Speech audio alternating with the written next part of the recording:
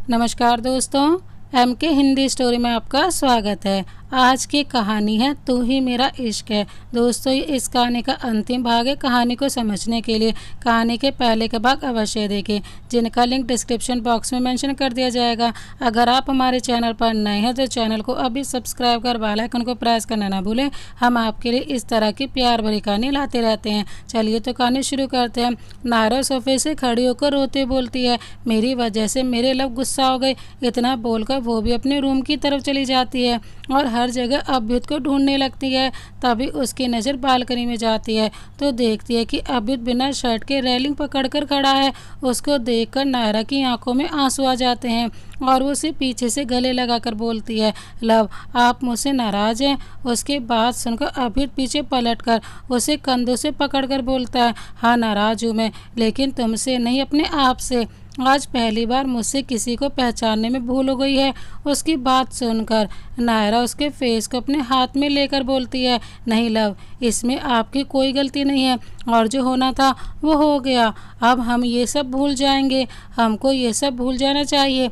नायरा की बात सुनकर अभ्युत बोलता है, मुझसे दूर जाने की कोशिश मत करना, क्योंकि ऐसा इस जन्म में तो क्या अगले किसी भी जन्म में नहीं होगा, क्योंकि तुम मेरी हो और पूरी ऊपर से लेकर नीचे तक मेरी कैद में हो, जिस कैद से तुम्हें कभी आज़ादी नहीं मिलेगी। उसकी बात सुनकर नायरा उसके फेस को अपने हाथ में भरकर बोलती है, मैं आपको छोड़कर कहीं नहीं जाऊंगी और मुझे भी आपके इस कैद से कभी आज़ादी नहीं चाहिए। इतना बोलकर वो अभ्युत को किस करने लगती है। अभ्युत भी उसका साथ देता है और दोनों पैशनेट किस करने लगते हैं। कुछ देर के बाद अभ्युत उससे अलग होकर उसे अपनी गोद में उठाकर अंदर लाता है और बेड पर लेटा देता है और उसके ऊपर आकर बोलता है, जान आई वॉन्ट यू। उसकी बात सुनकर नायरा बोलती है, लव आपको कुछ भी करने के लिए पूछने की जरूरत नहीं है, क्योंकि मैं आपकी हूँ और आप मेरे हो। लव मैं भी आपसे बहुत प्यार करती हूँ और आपको मुझसे पूछने की ज़रूरत नहीं है। उसकी बात सुनकर अभ्युत बहुत प्यार से नायरा को किस करता है और वो किसी एक फ्रेंच किस में बदल जाती है। अभ्युत उससे होले से दूर होकर एक नज़र उसे देखता है और फिर धीरे से नायरा के सारे कपड़े उतार कर फेंक देता है।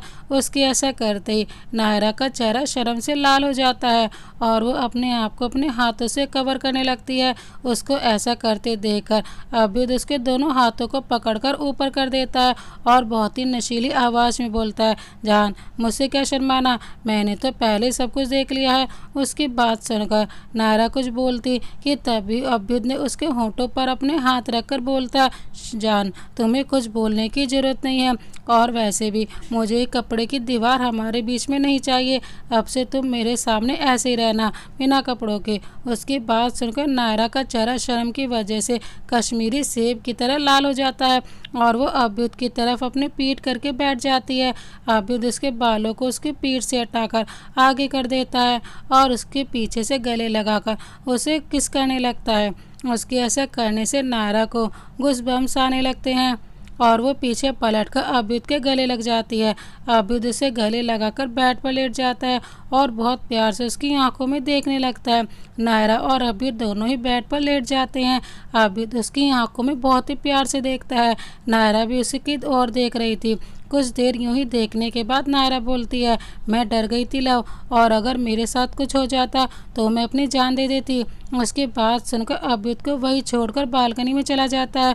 उसको ऐसे जाता देखकर नायरा रोने लगती है वहीं बैठकर। लेकिन कुछ देर के बाद भी जब अभ्युत नहीं आता तो नायरा अपने आंसू पोंछकर बेड से उठकर अपने आप को ब्लैंकेट से कवर करके बालकनी में चली जाती है।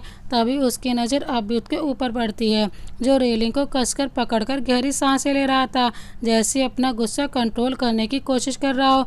उसको देखकर नायरा समझ जाती है कि अभी अभ्युत बहुत गुस्से में है, लेकिन फिर भी वो अभ्युत के पीछे जाकर अपना ब्लैंकेट हटाकर उसकी पीठ से चिपक जाती है और फिर उस ब्लैंकेट से अपने आप को और अभ्युत को कवर कर लेती है। वहीं अबिद जो कि गहरी सोच में था, जब उसे नायरा का एहसास होता है तो उसकी पकड़ रेलिंग से ढीली हो जाती है और उसकी आंखें बंद हो जाती हैं। लेकिन तभी उसे नायरा के शब्द याद आ जाते हैं, जिस वजह से उसका गुस्सा फिर से बढ़ जाता है और वो नायरा से दूर हो जाता है।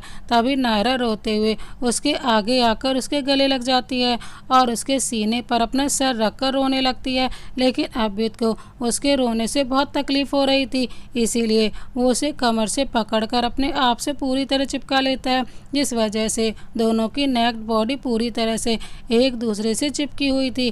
तभी नायरा अपना सर उसके सीने से हटाकर बोलती है, लव, आपको मेरी बात का इतना बुरा लगा, लेकिन मेरा क्या, आपने भी तो मुझे धक्का मारा था।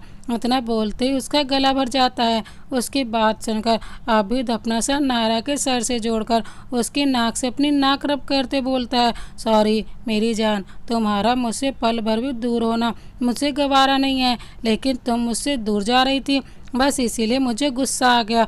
उसकी बात सुनकर नायरा उसे देखने लगती है। अबिद आगे बोलता है, और तुमने जो बोला उसका क्या, तुम्हें पता है ना, तुम मेरी सांसें हो जिसके दूर जाती मैं मर जाता हूँ, लेकिन फिर भी तुम ऐसी बात करती हो। तभी नायरा बोलती है, मुझे माफ़ कर दीजिए लव, मैं आज के बाद आपसे दूर जाने की बात नहीं करूँगी। उसकी बात सुनकर आबिद उसके होंठों पे हल्की सी किस करके बोलता है, ठीक है, लेकिन आज के बाद ऐसा कभी मत बोलना, वरना तुम्हें पनिशमेंट मिलेगी। इतना बोलकर वो नायरा की गर्दन में अपना फेस डालकर अपनी आंखें बंद कर लेता है और नायरा भी इन पलों को महसूस करने लगती है। आबिद नायरा से बहुत प्यार करता था, इसीलिए जब नायरा ने ये बात बोली उससे दूर जाने की, तो आबिद को गुस्सा आ गया था। थोड़ी देर बाद आबिद उससे अलग होकर उसे अपनी गोद में उठाकर अंदर लेकर लेटा देता है और उसके होंठों को चूमने लगता है और फिर उसके पूरे फेस पर किस करता है। फिर वो उसकी गर्दन से लेकर उसके सीने को किस करता है और फिर अपनी पैंट भी उतार कर फेंक देता है और उसके ऊपर आकर ब्लैंकेट से कवर कर लेता है और लैंप भी बंद कर देता है और उस कमरे में नायरा की सिसकियाँ गूंजने लगती है। ऐसे कई घंटे प्यार करने के बाद आबिद की नज़र नायरा के ऊपर जाती है तो उसे बहुत प्यार आता है उसके ऊपर, क्योंकि वो इतनी जल्दी सो गई थी। तभी आबिद वहाँ से उठकर फ्रेश होने चला जाता है। कुछ देर के बाद वो अपनी कमर का टॉवल लपेट कर आता है। थोड़ी देर बाद वो कमरे में आता है और नायरा के पास ही बैठकर कुछ सोचने लगता है। नायरा सोते बहुत ही मासूम लग रही थी, वो नायरा से बहुत ही ज़्यादा प्यार करता था और थोड़ी देर बाद उसके माथे को चूमकर अपनी आंखें बंद कर लेता है और वो भी उसके पास ही सो जाता है। अगली सुबह आबिद की आँख खुलती हैं तो उसकी नज़र अपने बगल में सो रही अपनी जान के ऊपर जाती है। उसे बच्चों की तरह सोते हुए देखकर आबिद के होंठों पर एक प्यारी सी मुस्कान आ जाती है। फिर वो उसके होंठों पर हल्की सी किस करता है और फिर अपने साइड में पड़ी टॉवल को अपनी कमर के ऊपर लपेटकर वॉशरूम में चला जाता है। कुछ देर के बाद वो फ्रेश होकर आता है और चेंजिंग रूम में चला जाता है। थोड़ी देर के बाद वो पूरी तरह से तैयार हो जाता है। फिर वो ड्रेसिंग टेबल के पास जाकर वहाँ पर रखे एक पेन और चिट को उठाता है। फिर वो उसमें कुछ लिखकर बैट के पास रख देता है और फिर वो नायरा का माथा हल्के से चूमकर वहाँ से चला जाता है। आबिद के जाने के बाद नायरा की आँख खुलती हैं तो वह अपने अगल बगल आबिद को ढूंढने लगती है, लेकिन जब वो उसे नहीं मिलता तो वह अपने आप से बोलती है, लव कहाँ चले गए। तभी उसकी नज़र अपने पास में रखी चिट पर जाती है। फिर वो उसे उठाकर पढ़ती है। उसमें लिखा था, मेरी जान, मेरी एक अर्जेंट मीटिंग है, इसीलिए मुझे ऑफिस जल्दी जाना पड़ा, लेकिन तुम नाश्ता करने के बाद आराम करना, ठीक है ना, लव यू मेरी जान। उस चिट को पढ़ने के बाद नायरा के चेहरे पर एक मुस्कान आ जाती है। फिर वो उस चिट को चूम कर अपने आप से बोलती है, I love you so much my love. इतना बोलकर वो झूमते हुए फ्रेश होने चली जाती है। दूसरी तरफ ASR इंडस्ट्रीज़ एक बड़े से बिजनेस कॉन्फ्रेंस रूम में कई आदमी बड़ी सी टेबल पर बैठे हुए थे। उन्हें किसी के आने का इंतज़ार था। तभी उनमें से किसी ने कहा, वो देखो मिस्टर आबिद आ गए। उसकी बात सुनकर सभी मेन डोर की तरफ देखने लगते हैं। आंखों में ब्लैक गॉगल्स लगाए, ब्लैक पैंट पहने, ब्लैक शर्ट, उसके ऊपर से ब्लैक ब्लेजर पहने, हाथ में रोलेक्स वॉच, गोरे चेहरे पर हल्की सी बियर्ड। हमारा हीरो इतना हैंडसम लग रहा था कि लड़कियां तो लड़कियां, लड़कों को भी उससे नजरें नहीं हट रही थी। ऊपर से उसके चेहरे पर सीरियस लोग, आंखों में एक शक्ति जो उसको और हैंडसम और किलर बना रहे थे। उसका चेहरा देखकर लगता था कि ये शख्स कितना डेंजरस है। उम्र 27 साल और मस्कुलर बॉडी, एटीट्यूड और स्टाइल तो आपको पता ही है हमारे हीरो अभियुत का। हाय कोई देखे तो मर मिट जाए, इतना स्मार्ट है हमारा अभियुत। अभियुत जैसे कॉन्फ्रेंस रूम में एंटर करता है सब उसे खड़े होकर ग्रीट करने लगते हैं। अभियुत बिना कुछ बोले अपना सर हिला देता है और सबसे बड़ी चेयर पर बैठ जाता है। वो इस वक्त किसी राजा की तरह लग रहा था। वहाँ खड़े सब लोग भी बैठ जाते हैं। तभी उनमें से एक आदमी बोलता है, मिस्टर राणा, काफ़ी दिनों से इन्फॉर्मेशन लीक हो रही है पर कोई क्लू नहीं मिल रहा है। अभी चुटकी बजाता है तो राहिल एक पेन ड्राइव प्रोजेक्ट में चला देता है। उस प्रोजेक्ट में एक आदमी फाइल का डाटा ट्रांसफ़र करता हुआ दिखता है। वो आदमी भी उस कॉन्फ्रेंस रूम में बैठा हुआ था। उसे ये देखकर उसके पसीने छूटने लगते हैं। वो अभियुत को देखकर बहुत ही ज़्यादा डर जाता है। थोड़ी देर बाद मीटिंग ख़त्म होती है तो वो आदमी अभियुत के पैरों में गिरकर रोने लगता है क्योंकि अब उसके पास एक पैसा भी नहीं बचा था। अभियुत ने उसे भिखारी बना दिया था। एक आदमी अभियुत से हाथ मिलाते बोलता है, you are out of the world, you are very dangerous person. आपको आपने जिंदा तो रखा है लेकिन हालत मरने जैसी कर दी। अभियुत अपने कोल्ड एक्सप्रेशन के साथ, मैं दुनिया से अलग नहीं, मेरी दुनिया ही सबसे अलग है और मेरी ज़िंदगी में गलती और माफ़ी जैसे शब्द नहीं है, बस सज़ा मिलती है सज़ा। मैं किसी को माफ़ नहीं करता, मैं उसे सिर्फ सज़ा देता हूँ, सज़ा, वो भी मेरे यानी अभियुत सिंह राणा के तरीके से। इतना बोलकर वो एक हाथ अपनी पॉकेट में डालकर बड़े ही स्टाइल में चला जाता है। वहाँ से वो सीधा अपनी विला में आ जाता है। तभी उसे बाहर गार्डन की तरफ से नायरा की आवाज़ सुनाई देती है, इसीलिए वो भी गार्डन की तरफ चला जाता है। वहाँ जाकर उसकी नज़र नायरा के ऊपर पड़ती है जिसने अभियुत की वाइट शर्ट पहनी हुई थी जो कि उसकी थाई से ऊपर तक थी और कंधे पर से गिरी जा रही थी। गले में मंगलसूत्र, हाथों में लाल कलर का चूड़ा, खोले हुए कर्ली बाल और होठों पे लाल कलर की लिपस्टिक लगाकर वो बहुत ही प्यारी लग रही थी और अपने सामने खड़े 4-5 खरगोश के बच्चों से बोल रही थी, और मेरे प्यारे बच्चे, तुम लोग कितने प्यारे हो, बिल्कुल मेरी तरह। फिर उनका सर सहलाकर बोलती है, देखो ना बच्चा, आपके डैडी अभी तक नहीं आए, वो तो मेरी परवाह ही नहीं करते, उन्हें तो मेरी चिंता ही नहीं है। इतना बोलकर वो मुंह बना लेती है। वहीं अभी जो उसके पास खड़ा होकर उसकी बातें सुन रहा था वो नायरा के पास जाकर उसे पूरी तरह से चेक करने लगता है। वहीं नायरा जो अभियुत की शिकायत खरगोश के बच्चों से कर रही थी वो अभियुत को अपने सामने देखकर खुश हो जाती है, लेकिन अभियुत को ऐसे अपने आप को चेक करते देखकर वो कन्फ्यूज़न के साथ बोलती है, लव, आप मुझे ऐसे क्यों देख रहे हो। नायरा की बात सुनकर अभी बोलता है, मैं ये देख रहा हूँ कि कहीं तुम्हें चोट तो नहीं लग गई। उसकी बात सुनकर नायरा बोलती है, ओह लव, मुझे चोट कैसे लगेगी क्योंकि मैं तो गिरी ही नहीं। आबिद बोलता है, हाँ लेकिन मुझे लगता है कि चोट लगने की वजह से तुम्हारा दिमाग घुटनों में आ गया है। नायरा बोलती है, लव, आप ये क्या बोल रहे हैं? आप मेरे बारे में ऐसा क्यों बोल रहे हैं?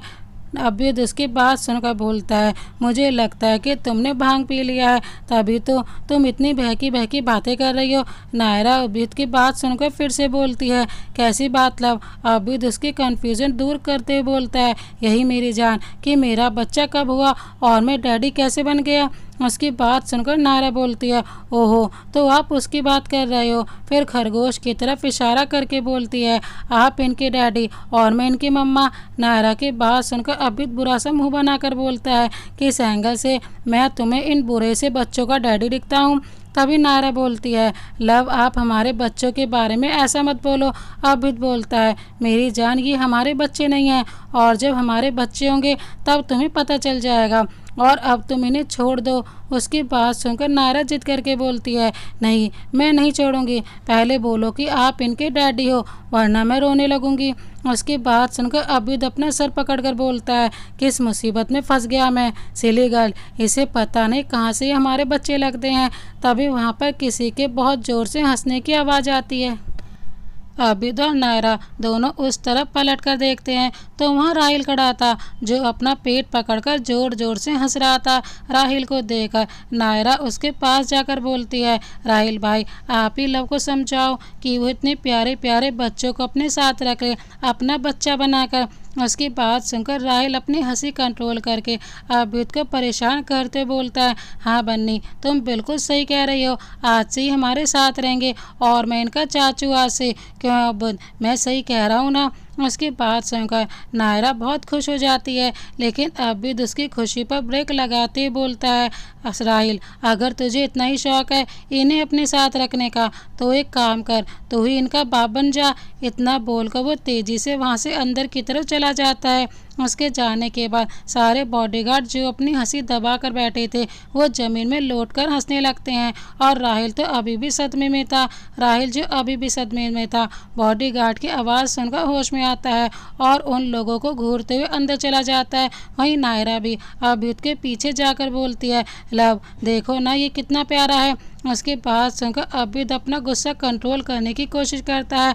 नायरा अभियुक्त की बाजू पकड़कर बोलती है, लव आप अभी वो कुछ बोलती कि तभी अभियुक्त उसका हाथ झटक कर बहुत ही गुस्से में बोलता है, बस बहुत हो गया, इतनी देर से समझा रहा हूँ लेकिन तुम अपनी जिद छोड़ने को तैयार ही नहीं हो। फिर उस खरगोश की तरफ इशारा करके बोलता है, इसको अब मेरे सामने मत लेकर आना, समझी तुम। इतना बोलकर वो उसकी तरफ अपनी पीठ करके खड़ा हो जाता है। वहीं नायरा उसके बात सुनकर और उसे इस तरह गुस्सा करते देखकर नायरा को बहुत बुरा लगता है और वो वहीं खड़े होकर रोने लगती है, क्योंकि अभियुक्त ने कभी आज से पहले उस पर गुस्सा नहीं किया था। वो हमेशा उसे पलकों पर बैठा कर रखता था, लेकिन आज पहली बार अभियुक्त ने उससे इस तरह बात की थी, इसीलिए उसके आंसू रुकने का नाम ही नहीं ले रहे थे। वहीं अभियुक्त जो मुंह फेर कर खड़ा हुआ था, उसे नायरा की सिसकियां सुनाई दे रही थी। उसे बहुत बुरा लगता है, उसका मन करता है कि वो नायरा को अपने सीने से लगा ले और बोले कि वो उस पर गुस्सा नहीं करना चाहता, लेकिन ऑफिस का गुस्सा उसके ऊपर निकल गया। आज उसके साथ ऑफिस में कुछ हुआ था, उसका गुस्सा उसने नायरा के ऊपर निकाला था, इसीलिए वो पीछे मुड़कर देखता है तो नायरा वहाँ नहीं थी। नायरा को वहाँ न देखकर अभियुक्त को बेचैनी होने लगती है, इसीलिए वो भी उसके पीछे जाने लगता है, लेकिन कुछ सोचकर वो अपने कदम रोक लेता है, क्योंकि वो चाहता था इस बार नायरा को एहसास हो कि हर चीज़ की जिद नहीं की जाती। इतना सोचकर वो अपना लैपटॉप लेकर काम करने लगता है। वहीं नायरा रोते हुए गार्डन में चली जाती है और वहीं एक पेड़ के नीचे बैठकर रोने लगती है कि तभी उसके कंधे पर कोई हाथ रखता है। वो पीछे मुड़कर देखती है तो वो राहिल था। राहिल को देखकर नायरा कुछ नहीं बोलती, लेकिन राहिल उसके बगल में बैठकर उसके आंसू पोंछकर बोलता है, ओ बन्नी प्लीज़ तुम रोना बंद करो, तुम रोते हुए अच्छी नहीं लगती। उसकी बात सुनकर नायरा हिचकी लेते बोलती है, लव ने ऐसा क्यों किया, उन्होंने मुझ पर गुस्सा किया और कितनी ज़ोर से डांटा भी। राहिल उसे चुप कराते बोलता है, मैं उसे बहुत अच्छे से जानता हूँ, वो तुम्हें दीवानों की तरह चाहता है और इसका इरादा तुम्हें हर्ट करने का बिल्कुल भी नहीं था। नायरा भरे हुए गले से बोलती है, लेकिन आज उन्होंने मुझे बहुत हर्ट किया है, मैं उन्हें माफ़ नहीं करूँगी। वो मुझे प्यार से समझा सकते थे ना, ऐसे डांटने की क्या ज़रूरत थी।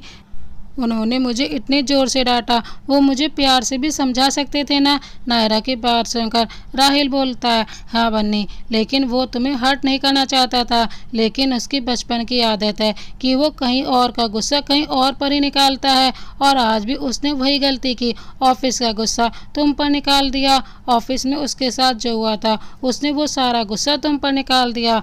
राहिल की बात सुनकर नायरा अपने आंसू पोंछते हुए बोलती है, अच्छा अगर मेरी जगह उनकी बहन ऐसा करती तो क्या वो तब भी ऐसे ही गुस्सा करते। उसकी बात सुनकर राहिल की आंखों के सामने से कुछ होकर गुजरता है, जिस वजह से उसके चेहरे पर दर्द भरी लकीरें आ जाती हैं, लेकिन फिर वो अपने आप को संभाल कर बोलता है, ऐसा कुछ नहीं बन्नी, और वो ऐसा इसलिए है क्योंकि बचपन से उसने बहुत कुछ सहा है और उसे कभी फैमिली का प्यार नहीं मिला। बचपन से ही उसने सब कुछ अकेले सहा है, बहुत कुछ किया है मेरे दोस्त ने ये मुकाम हासिल करने के लिए। नायरा अपने आंसू पोंछकर बोलती है, क्यों, क्या हुआ था उनके साथ और क्या हुआ उनकी फैमिली के साथ। राहिल अपने इमोशन को कंट्रोल करते बोलता है, अरे बन्नी ये सब छोड़ो और चलो मेरे साथ, हम सब साथ में बैठकर डिनर करते हैं और खूब मस्ती भी करेंगे। इतना बोलकर राहिल वहाँ से उठकर जाने लगता है। तभी नायरा उसका हाथ पकड़कर बोलती है, मुझे पता है ये सब आप बात डालने के लिए बोल रहे हैं, है ना, लेकिन आपको मेरी कसम, आपको मुझे बताना पड़ेगा कि लव के साथ क्या हुआ था, वरना मुझे कुछ होगा तो उसके जिम्मेदार सिर्फ आप होंगे। उसकी बात सुनकर राहिल बोलता है, मुझे माफ़ करना बन्नी, लेकिन मैं तुम्हें कुछ नहीं बता सकता। उसकी बात पर नायरा बोलती है, क्यों नहीं बता सकते। राहुल आगे बोलता है, क्योंकि मुझे अभ्युत ने अपनी कसम दी है कि मैं किसी को कुछ न बताऊं, और तुम्हें जो पूछना है अभ्युत से पूछ लो। इतना बोलकर वो बिना रुके तेजी से अंदर चला जाता है। वहीं नायरा पेड़ के नीचे बैठकर बस यही सोच रही थी कि ऐसा क्या हुआ है अभ्युत के साथ। अभी वो ये सब सोच ही रही थी कि अभ्युत उसे अपनी गोद में उठाकर अंदर ले जाता है। नायरा उसे गुस्से में मुंह फेर लेती है, लेकिन अभ्युत एकटक उसके चेहरे को ही देख रहा था। फिर वो उसे अपनी गोद से उतार कर सीधा खड़ा कर देता है। तभी नायरा की नज़र अपने सामने पड़ती है तो वो हैरान रह जाती है, क्योंकि वो लोग टेरेस पर खड़े थे और वहाँ का नज़ारा ही अलग था। जगह जगह कैंडल जल रही थी, बीच में राउंड शेप बेड था, उसके चारों तरफ वाइट कलर के पर्दे लगे हुए थे, उसके ऊपर गुलाब के फूल की पंखुड़ियाँ पड़ी हुई थी और नीचे गुलाब की पंखुड़ियों से भरा सा सॉरी लिखा था, और उसके भी किनारे छोटी छोटी कैंडल जल रही थी। तभी अभ्युत उसे पीछे से गले लगाकर चुटकी बजाता है तो आसमान में आतिशबाजी होने लगती है, जिस पर लिखा था, सॉरी मेरी जान, अपने लव को माफ़ कर दो। ये सब देखकर नायरा की आंखों में आंसू आ जाते हैं और पीछे मुड़कर देखती है तो अभ्युत अपने घुटनों के पल बैठकर बोलता है, आई एम सॉरी मेरी जान, मुझे माफ़ कर दो। मेरा इरादा तुम्हें हर्ट करने का नहीं था, ऑफिस का गुस्सा तुम पर निकाल दिया, मुझे माफ़ कर दो प्लीज़। तुम्हारे आने से पहले मुझे नहीं पता था कि प्यार या फैमिली क्या होता है, ये सब मुझे तुम्हारे आने के बाद ही पता चला। अभ्युत को इस तरह घुटनों के बल बैठकर माफ़ी मांगते हुए देखकर नायरा को बिल्कुल भी अच्छा नहीं लगता है, इसीलिए वो उसका हाथ पकड़कर खड़ा होने के लिए बोलती है। अभ्युत भी उसकी बात मान लेता है और वो खड़ा हो जाता है। फिर दोनों एक दूसरे को गले लगा लेते हैं। तभी नायरा उससे अलग होकर बोलती है, लव, आपने मुझसे वादा करो कि आप आज के बाद मुझ पर कभी भी गुस्सा नहीं करोगे। उसकी बात सुनकर अभ्युत बहुत प्यार से उसका हाथ अपने हाथ में लेकर बोलता है, मैं वादा करता हूँ जान कि आज के बाद तुम पर कभी भी गुस्सा नहीं करूँगा। मैं तुमसे वादा करता हूँ कि आज के बाद तुम पर कभी भी गुस्सा नहीं होऊंगा। इतना बोलकर वो उसे अपनी गोद में उठाकर बेड पर लेटा देता है और उसके सर से अपना सर जोड़कर थोड़ी देर के लिए अपनी आंखें बंद कर रिलैक्स करने लगता है। कुछ देर तक ऐसे ही रहने के बाद अभ्युत उससे अलग होकर बहुत गौर से उसे देखने लगता है, क्योंकि नायरा का चेहरा रोने की वजह से लाल हो गया था और उसकी आंखें भी सूज गई थी, गालों पर आंसुओं के निशान बन गए थे। उसको ऐसे देखकर अभ्युत को बहुत बुरा लगता है, क्योंकि जिस लड़के की आंखों में वो एक बूंद आंसू नहीं देख सकता, वो आज खुद ही उसके आंसुओं की वजह बन गया। ये सोच कर ही उसका दिल जल रहा था। नायरा को कब से उसके हाव भाव देख रही थी, वो समझ जाती है कि अभ्युत को अभी भी उस बात का गिल्ट है, इसीलिए वो अभ्युत का चेहरा अपने हाथों में भरकर बोलती है, लव, आपको उदास होने की जरूरत नहीं है, मैं बिल्कुल ठीक हूँ। अभ्युत नायरा के दोनों हाथों को चूम कर बोलता है, मुझे पता है मेरी जान, तुम ये सब इसलिए बोल रही हो ताकि मैं उदास ना हूँ। उसकी बात सुनकर नायरा बोलती है, लव, लेकिन तभी अभ्युत उसके होंठों पे अपना हाथ रखकर बोलता है, कुछ मत बोलो, बस इस पल को महसूस करो। ये बात अभ्युत ने इतनी नशीली आवाज़ में बोली थी कि नायरा की हिम्मत नहीं हुई कुछ और आगे बोलने की, इसीलिए वो अपनी आंखें बंद करके उस पल को महसूस करने लगी। अभ्युत ने नायरा के पैर को पकड़ा और अपने होठों से चूम लिया। नायरा का जिस्म कांप उठा, उसने कसकर चादर को पकड़ लिया और अपनी आंख बंद किए हुए उसे महसूस करने लगी। अभ्युत नशे में चूर होकर उसके पैरों को चूमने लगा। चूमते हुए वो ऊपर की तरफ जाने लगा, जिससे नायरा की पकड़ चादर पर कसती जा रही थी। अभ्युत ने उसके घुटने को चूमा और उसके ऊपर चूमा, फिर धीरे से उसके पेट पर पहुंच गया और फिर उसके पेट पर भी चूम लिया। अभ्युत ने देखा उसकी जान बेड पर तड़प रही है। ये देखकर अभ्युत ने अपना मुंह उसके पेट में घुसा दिया और पागलों की तरह चूमने लगा। नायरा की सांसें तेज हो रही थी, उससे सहन नहीं हो रहा था। अभ्युत उसके पेट को चूमते ऊपर आया और नायरा के ऊपर आ गया। अब वो जुनून में पागल हो गया था और नायरा का चेहरा देख रहा था। उसने नायरा के गले में जोर से काटा और बोला, आंखें खोलो मेरी जान और देखो मेरा जुनून मेरी आंखों में। नायरा ने धीरे से अपनी आंखें खोली तो उसके सामने अभ्युत का चेहरा था, जिस पर जुनून और दीवानगी छाई हुई थी। नायरा भी उसे अपनी मदहोशी नज़रों से देख रही थी।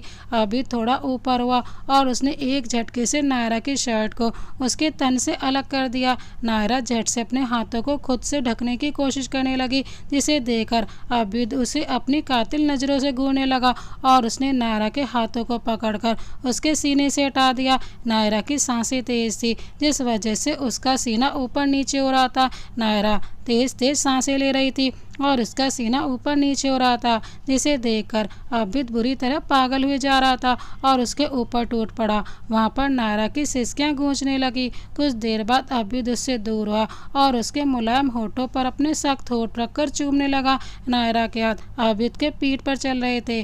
दोनों एक दूसरे को बेतहाशा चूम रहे थे। अभिद को तो जैसे होश ही नहीं था, वो पागल हो गया था और उसके चेहरे को चूमकर लाल कर दिया था।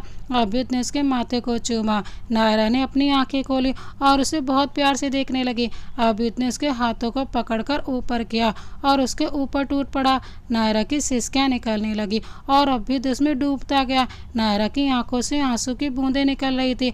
आज उन दोनों को उनके हिस्से की खुशियां और उनके हिस्से का प्यार मिल रहा था। दोनों ने एक दूसरे को पा लिया था। अभिद की दीवानगी देखकर नायरा पागल हो रही थी। उसे नहीं पता था कि ये आदमी उसके लिए इस हद तक जा सकता है। नायरा नहीं जानती थी कि अभिद उसके लिए इस हद तक जा सकता है और उससे इतना प्यार कर सकता है। अभिद और नायरा हमेशा के लिए एक हो चुके थे, वो भी एक दूसरे की इजाज़त के साथ। हालांकि नायरा शर्म के मारे अपनी आंखें नहीं खोल पा रही थी। उन दोनों की खुशनुमा रात। प्यार अगली सुबह 5 बजे अभिद की आंखें एक फ़ोन कॉल से खुलती हैं। अभिद हल्की नींद में फ़ोन उठा लेता है, लेकिन उधर से कुछ बोला जाता है जिसे सुनकर अभिद की नींद पूरी तरह से उड़ जाती है। वो बोलकर फ़ोन रख देता है। तभी उसकी नज़र नायरा के ऊपर जाती है और वो कुछ सोचने लगता है और उसके माथे पर किस करके अपने कपड़े पहनकर नायरा को ब्लैंकेट से कवर करके कमरे में ले जाकर लेटा देता है। फिर वो जल्दी से फ्रेश होकर अपना सामान जल्दबाजी में पैक करता है। उसने सोचा कि वो अभी निकल जाएगा और शाम तक आ जाएगा, पर उसे क्या पता था कि किसी ने वहाँ उसके रुकने का अच्छा इंतजाम किया था। वो रात को साहिल को नायरा का ख्याल रखने को बोलकर निकल गया, क्योंकि अगर वो नायरा को जगाता तो नायरा रो रो कर पूरा घर सर पर उठा लेती और अभिद को जाने नहीं देती। पर उसका जाना बहुत ही अर्जेंट था। अभिद को गए हुए 2 दिन हो चुके थे। नायरा पहले तो बहुत रोई, लेकिन राहिल के समझाने पर उसने रोना बंद कर दिया और वो खाना भी खा लेती थी, लेकिन रूम से बाहर नहीं निकलती थी। नायरा को अभिद के बिना बिल्कुल भी अच्छा नहीं लगता था। वो अपने रूम से बिल्कुल भी बाहर ही नहीं निकलती थी। वहीं नायरा अपना गुस्सा दिखाने के लिए अभिद का कॉल नहीं उठाती थी। वहीं अभिद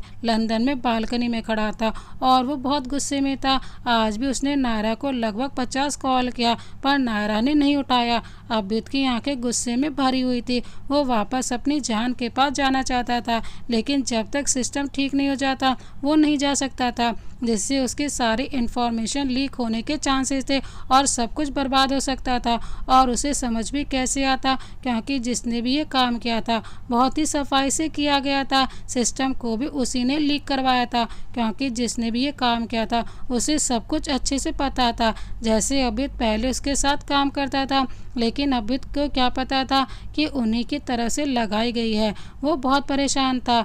उसे रह रहकर नायरा की याद आ रही थी। वो उसे बाहों में उसके करीब चाहिए थी, ताकि उसके बेचैन दिल को सुकून मिल सके। उसे बहुत गुस्सा आती थी, क्योंकि जिस लड़की से वो एक पल भी दूरी नहीं बर्दाश्त कर सकता था, आज वो उससे 2 दिनों से दूर है। लेकिन वो गुस्से के अलावा कर भी क्या सकता था। इसलिए वो राहिल को फ़ोन करके उसके बारे में जान लेता है। वहीं दूसरी तरफ नायरा राहिल से, राहिल भाई आपको मेरी कसम मान जाना प्लीज़ राहिल भाई। राहिल, लेकिन बन्नी अभिद गुस्सा करेगा। नायरा, मैं उनका गुस्सा सह लूँगी। राहिल, लेकिन नायरा उसकी बात बीच में काट कर, प्लीज़ मैं मर जाऊँगी अब अगर नहीं मिली तो उनसे। राहिल, अच्छा बन्नी एक काम करो, मैं ड्राइवर से बात करता हूँ, तुम उसके साथ निकल जाना। तो नायरा ड्राइवर के साथ निकल गई। वो अभिद का फ़ोन इसलिए नहीं उठा रही थी क्योंकि एक तो वो अभिद से गुस्सा थी और दूसरा वो पूरा दिन फ़ोन में फ़्लाइट कैसे जाते हैं और टिकट कैसे लेते हैं इसके बारे में सर्च कर रही थी। ड्राइवर उसे उसकी मंजिल पर पहुंचा कर बोलता है, मैम अब इसके आगे आप ही जाओ, क्योंकि शेर के मुंह में मैं क्यों हाथ डालूं। हालांकि डर तो नायरा को भी बहुत लग रहा था, लेकिन उसने इतनी हिम्मत अपनी ज़िंदगी में पहली बार सिर्फ अभिद के लिए दिखाई थी, क्योंकि वो बेइंतहा प्यार करने लगी थी अभिद से। वो अभिद से बहुत ही ज़्यादा प्यार करती थी। वो उसके बिना नहीं रह पा रही थी, इसीलिए उसने ऐसा किया। खैर, नायरा गहरी सांस लेकर कमरे का दरवाज़ा खोलती है उस चाबी से जो उसे उस ड्राइवर ने दी थी। नायरा अंदर जाकर देखती है तो उसे अभित कहीं नहीं दिखता। तभी बाथरूम से पानी गिरने की आवाज़ आती है तो वो समझ जाती है कि अभित बाथरूम में है। तभी नायरा को याद आता है कि कैसे अभित ने उसे लास्ट टाइम डांटा था, क्योंकि वो घर के बाहर गार्डन में बैठकर उसका इंतजार कर रही थी, लेकिन आज तो वो लंदन पहुंच गई थी। ये सोचकर ही उसका दिल धड़क रहा था। वहीं अभित लोअर और टी शर्ट पहनकर बाल पोंछते हुए बाहर आता है और उसका लैपटॉप ऑन पड़ा था। इसका मतलब वो बहुत देर से काम कर रहा था। बाथरूम से बाहर निकलने के बाद उसे नायरा देखी, जो कि बहुत ही घबराई हुई और रोनी सूरत लिए खड़ी थी। अभित को तो अपनी आंखों पर विश्वास ही नहीं होता है, क्योंकि उसके साथ ऐसा बहुत बार हो चुका था। नायरा उसे हर जगह दिखती थी, इसीलिए वो इस बात पर ज़्यादा ध्यान न देते हुए फिर से अपना लैपटॉप लेकर बैठ जाता है। वहीं नायरा को तो समझ ही नहीं आता कि अभित ने उसे देखकर कुछ रिएक्ट क्यों नहीं किया। अभित ने अपना फ़ोन लेकर नायरा को पिक को किस किया और उसे कॉल करने लगा। उसकी आंखों में नायरा के लिए तड़प थी। तभी नायरा का फ़ोन बजा तो अभित हैरानी से उसकी तरफ देखने लगा। वहीं नायरा की आंखें आंसू की वजह से भीगी हुई थी। अभित हैरानी से नायरा को देख रहा था और वहीं नायरा उसे रोते हुए देख रही थी और उसने अपनी बाहें फैला दी। अभित भागकर उसके पास आया और उसे हर जगह छूकर देखने लगा। नायरा की आंखों का पानी अभित के चेहरे पर पड़ रहा था। दोनों बहुत देर तक एक दूसरे को कसकर गले लगाकर और अपनी आंख बंद करके खड़े हुए थे। दोनों ही एक दूसरे से बहुत प्यार करते थे और एक दूसरे के बिना नहीं रह रहे थे। थोड़ी देर के बाद अभित उससे दूर होकर हैरानी से बोलता है, जान आप यहाँ कैसे? शायद मैं कहीं सपना तो नहीं देख रहा हूँ। अभित की बात सुनकर नायरा बोलती है, लव आप ऐसे क्यों बोल रहे हैं? अरे मैं सच्ची में यहाँ हूँ, देखो। इतना बोलकर वो अभित को चिमटी काटती है बाजू पर। वैसे तो अभित को उसकी चिमटी काटने से कोई फर्क नहीं पड़ता, लेकिन फिर भी वो चिल्लाने का नाटक करता है। अभित नायरा से बोलता है, हाँ हाँ तुम हो मेरी वाइफ, लेकिन तुम यहाँ कैसे आई? अभित की बात सुनकर नायरा बोलती है, देखो अगर आप मुझे डांट लगाओगे तो पहले बता दो, मैं वापस चली जाऊंगी। अभित बोलता है, देखो अगर तुमने नहीं बताया कि तुम यहाँ कैसे आए तो तुम्हें ज़रूर डांट पड़ेगी। नायरा बोलती है, वो लव मुझे ना आपकी याद आ रही थी। फिर वो अभित के ऊपर चढ़कर बोलती है। अभित उसे अच्छे से पकड़कर बेड पर बैठकर उसकी बातें सुनने लगता है। नायरा आगे बोलती है, हाँ तो मुझे आपकी याद आ रही थी। तो नायरा ने अभित को पूरी कहानी बता दी कि वो यहाँ कैसे आई। इतना कहकर वो अपने चेहरे पर दुनिया जान की मासूमियत लाकर अभित को देखने लगती है। अभित उसकी इस तरह मासूमियत देखता है तो वो चाहकर भी कुछ नहीं बोल पाता। अभित नायरा से कुछ नहीं बोलता। वही नायरा अब भी अंदर ही अंदर बहुत डर रही थी और कहीं ना कहीं उसे बहुत सुकून मिल रहा था, क्योंकि वो भी तो यही चाहता था कि वो नायरा के पास रहे। अभित उसके माथे को चूम कर बोलता है, कोई प्रॉब्लम तो नहीं हुई ना यहाँ आने में? नायरा अपना सर ना में हिलाकर बोलती है, वो जब एरोप्लेन उड़ा था ना तब मुझे बहुत डर लगा था। उसकी बात सुनकर अभित गंभीर होकर बोला, तो तुम ड्राइवर को बता देती। नायरा बोलती है, अरे लव अगर भैया को बोलती तो अगर वो मुझे वापस भेज देते तो, इसलिए मैंने अपनी आंखें बंद कर लिया और आपको याद करने लगी। अभित को इस वक्त उस पर इतना प्यार आ रहा था कि वो अपना गुस्सा भूलकर बहुत ही प्यार से उसका माथा चूम लेता है, जिससे नायरा की आंखें बंद हो जाती हैं। थोड़ी देर ऐसे ही रहने के बाद नायरा अपनी आंखें खोलती है तो उसकी नज़र अभित के लैपटॉप के पास रखी फ़ोटो फ्रेम पर जाती है। जैसे ही वो ये देखती है तो उसे याद आता है कि उसे तो अभित से गुस्सा होना था, क्योंकि हमारी प्यारी सी हीरोइन को अकेला जो छोड़ आए थे मिस्टर अकड़ू। नायरा खिसक कर बैठ के कोने में मुंह बनाकर बैठ जाती है और बोलती है, लव आप झूठे हो, मुझे आपसे कोई बात नहीं करनी, क्योंकि आप मुझे अकेला छोड़कर यहाँ आ गए। अभित नायरा के करीब आकर उसके हाथों को पकड़कर चूमते बोलता है, अपने लव को माफ़ कर दे बच्चा, आपको पता है बहुत ज़रूरी काम आ गया था। सच्ची ये बात उसने बहुत उम्मीद से बोली थी कि नायरा उसे माफ़ कर दे। नायरा उसे एक तकिया से मारते बोलती है, अच्छा और आपने मुझे जगाया क्यों नहीं? मुझे उठाकर अपने साथ लेकर जाना था ना। नायरा की बात सुनकर अभित बोलता है, तुम सो रही थी और अगर तुम यहाँ आती तो थक जाती ना, इसीलिए मैंने तुम्हें उठाया नहीं था। फिर वो थोड़ा परेशान होकर बोलता है, अच्छा तुमने कुछ खाया? नायरा अपना सर ना में हिला देती है। अभिद बोलता है, अच्छा तुम शावर ले लो, मैं तब तक खाना ऑर्डर कर देता हूँ। नायरा हाँ बोलकर नहाने चली जाती है। अभिद ने देखा कि नायरा कपड़े निकालना भूल चुकी है, इसीलिए वो उसके कपड़े निकाल कर बाहर रख देता है। तभी नायरा बाथरोब पहनकर बाहर आती है तो अभिद उसके बाल सुखाकर बोलता है, पहले खाना खा लो फिर लंच कर लेना, तुम्हें भी बहुत भूख लगी होगी। नायरा अपने बैग में से नेल पेंट निकाल कर बोलती है, लव पहले मैं ये लगाऊंगी और उसके बाद में खाना खाऊंगी। तभी अभिद उसके हाथ से नेल पेंट लेकर अपने घुटनों के पल बैठकर उसे वो नेल पेंट लगाने लगता है। नायरा अभिद से बोलती है, लव आप मेरा सारा काम क्यों करते हो? उसकी बात सुनकर अभिद बहुत ही प्यार से उसकी नाक खींचते बोलता है, क्योंकि आप मेरी जान हो और आप मुझे बहुत अच्छी लगती हो इसीलिए। नायरा बोलती है, ओह तो मुझे भी आपके सारे काम करने चाहिए, क्योंकि आप भी तो मेरी जान हो और मैं आपको बहुत बहुत अच्छे लगते हो आप मुझे। आबिद मुस्कुराते हुए उसके बाल में कंघी करते बोलता है, अच्छा तो तुम मेरा क्या काम करोगी? आबिद उससे पूछता है, अच्छा तो तुम मेरा क्या काम करोगे? आबिद की बात सुनकर उसकी आंखों में चमक आ जाती है। फिर वो कुछ देर तक सोचते बोलते हैं, हाँ मैं क्या काम करूँगी? वो लगातार सोचती है, फिर मायूस होकर बैठ जाती है। आबिद उसे ऐसे देखकर पूछता है, क्या हुआ, आप सैड क्यों हो गए?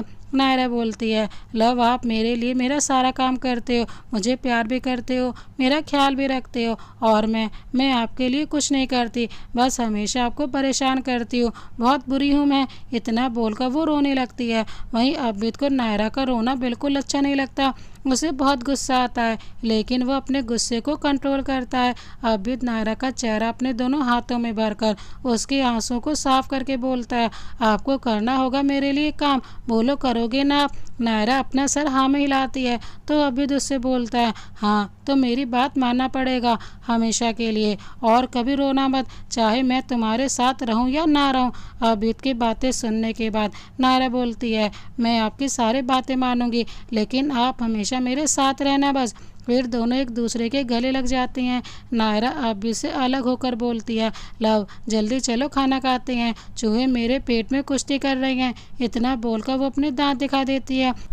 अबिद अपना सर हाँ में हिला देता है और उसे खाना खिलाता है और खुद भी उसके साथ खाना खाता है। वहीं दूसरी तरफ रायना जो भी नहा कर आई थी और अपनी बॉडी पर टॉवल लपेट रखा था, क्योंकि वो अपने कपड़े ले जाना भूल गई थी, इसीलिए वो जल्दबाजी में कपबोर्ड के पास जाकर अपने कपड़े निकालने लगती है, क्योंकि वो नहीं चाहती थी कि राहिल उसे ऐसे देखे, वरना वो शर्म से पानी पानी हो जाती। उसे तो ये सोच कर ही शर्म आ रही थी कि अगर राहिल उसे ऐसे देख लेगा तो क्या करेगा।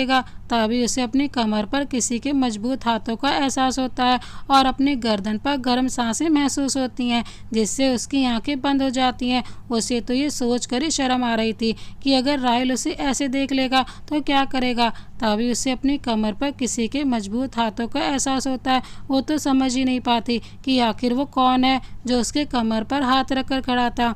उसकी गर्दन पर गर्म सांसें महसूस होती हैं, जिससे उसकी आंखें खुद ब खुद बंद हो जाती हैं। लेकिन अचानक से बाहर का मौसम बहुत ख़राब हो जाता है और बिजली कड़कने लगती है। बिजली के कड़कने की आवाज़ सुनकर आयना होश में आती है और इधर उधर देखने लगती है तो उसे कोई नहीं दिखता। ये देखकर वो अपने सर पर एक चपत लगाती है, लेकिन तभी कोई उसे पीछे से अपनी बाहों में भर लेता है और उसे कंधे चूमने लगता है। उसके ऐसा करते आयना गहरी सांसें लेते बोलती है, राहिल आप। तभी राहिल उसे अपनी तरफ घुमाकर उसके कान में बहुत मदहोश करने वाली आवाज़ बोलता है, बहुत हॉट लग रही हो, लेकिन और भी ज़्यादा हॉट लगोगी अगर ये टॉवल हटा।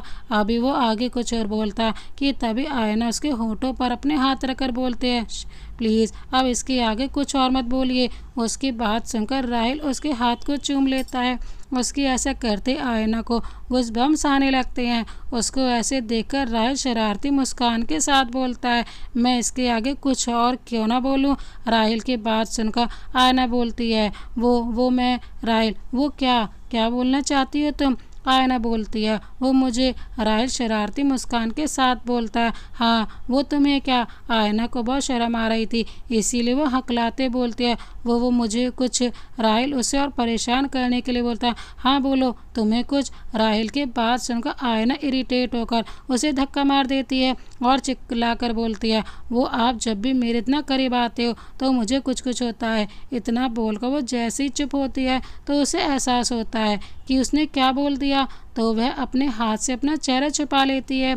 इस वक्त उसे बहुत ही शर्म आ रही थी कि आखिर उसने राहिल से ये क्या बोल दिया, लेकिन थोड़ी देर तक ऐसे ही रहने के बाद जब उसे एहसास होता है कोई हलचल नहीं हो रही है तो वो अपने चेहरे पर से अपने हाथ हटाकर इधर उधर देखने लगती है। तभी डोर के पास से आवाज़ आती है, किसे ढूंढ रही हो, मैं यहाँ हूँ। उसकी आवाज़ सुनकर आयना के दिल की धड़कनें और बढ़ जाती हैं। उसकी हिम्मत नहीं होती पीछे पलट कर देखने की। तब इसके कानों में फिर से राहिल की आवाज़ आती है जो कि बहुत ही नशीली थी, क्या मेरी तरफ नहीं देखोगी आयु। आयना जो अपनी धड़कनों को काबू करने की कोशिश कर रही थी वो राहिल की ऐसी नशीली आवाज़ सुनकर और तेज हो जाती है और उसके मुंह से अपने लिए आयु सुनकर उसका दिल गार्डन गार्डन हो जाता है और फिर वो एक शर्मीली सी मुस्कान के साथ उसकी तरफ पलटती है। आयना राहिल की तरफ पलटती है तो राहिल उसकी तरफ अपने कदम बढ़ाने लगता है। उसको अपनी तरफ आता देखकर आयना अपने कदम पीछे लेने लगती है। वो जैसे जैसे अपने कदम पीछे लेते जा रही थी राहिल वैसे वैसे उसकी तरफ अपने कदम बढ़ाने लगता है। ऐसे करते करते आयना दीवार से चिपक जाती है और राहिल उसके बिल्कुल करीब आकर खड़ा हो जाता है। उसे अपने इतना करीब देखकर आयना को तो सांस ही नहीं आ रही थी, लेकिन तभी राहिल उसकी गर्दन से पीछे से पकड़कर अपने बिल्कुल करीब कर लेता है और उसे किस करने लगता है। अपनी आंखें बंद कर लेती है आयना। उसे बहुत शर्म आ रही थी। राहिल आयना के होठों को चूमने लगता है। राहिल और आयना के होठों के बीच हवा पास होने की भी जगह नहीं थी। आयना उसे अपनी इतना करीब देखकर मदहोश हो जाती है और आयना की आंखें अपने आप बंद हो जाती हैं।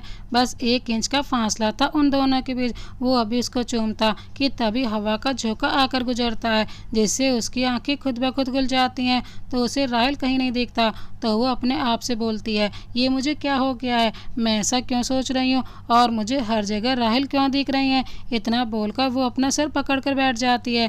तभी उसे बाहर से शोर सुनाई देता है तो वह बालकनी में जाकर देखती है तो बहुत खुश हो जाती है क्योंकि बाहर बारिश हो रही थी और बहुत सुहाना मौसम था। बिजली भी कड़क रही थी और खूब तेज तेज हवाएं चल रही थी जिसे देखकर आयना बहुत खुश हो जाती है क्योंकि आयना को बचपन से बारिश में भीगना बहुत पसंद था और बहुत खुश भी हो जाती थी। आयना बालकनी में जाकर भीगने लगती है और खुशी के मारे बहुत ज़ोर से हूटिंग करने लगती है। वो कभी डांस करती तो कभी गोल गोल घूमने लगती तो कभी बारिश का पानी लेकर उनसे खेलने लगती। उसे बचपन से बारिश का पानी बहुत पसंद था। वो कभी आसमान की तरफ बाहें फैलाकर मुस्कुराने लगती।